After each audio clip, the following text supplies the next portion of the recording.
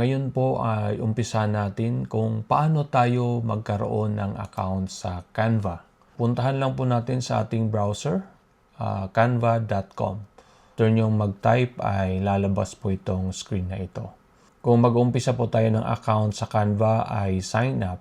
Kung meron na po tayong existing na Canva account ay login. Meron din kayong makikita dito sa sentro ng ating screen ang mga existing na Canva account na ating gagamitin. So, pwede kayong pumili ng continue with another account or pwede kayong magbawas ng account sa Canva. Ngayon ay umpisa natin sa sign up ng account sa Canva. Click po lang natin ang sign up. Kung meron na kayong mga account ay pumili na lang kayo dito or continue with another account. Dito ay gagamitin natin ang email pag sign up ng ating Canva. So, click ko lang ang continue with email. Tapos, ista-type ko yung email na gagamitin ko.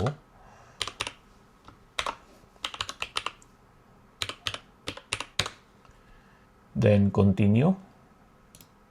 Then, lagyan ko ito ng classmates as yung pangalan ng ating Canva account. Then, click continue.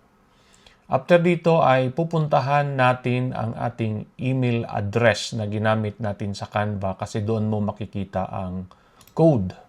So, andito tayo ngayon. Andito yung code ng ating Canva. Copy lang po natin ito. Balik tayo sa Canva screen. And then, paste po natin ito. Control V. Pagpasok ng Canva as new account, dito ay may mga tanong si Canva na dapat nating sagutin. So, para dito ay gagamitin ko ito sa education. Ko ay isang teacher. Halimbawa, dito na magkaroon tayo ng Canva. Canva natin ay free account. Paano natin malalaman na ito ay free account? Pag nakikita nyo itong crown na nakakulay yellow, meaning nasa free account kayo. Kasi kung ito ay pro or subscribe account, ito'y magiging gray. Kahit na yung Canva po ninyo ay free account, marami pa rin kayong magagawa sa Canva.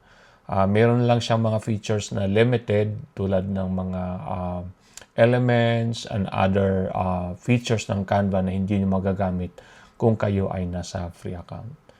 Sana ay makapag-create kayo ng Canva account ninyo para sa mga susunod nating mga lessons dito sa Classmates.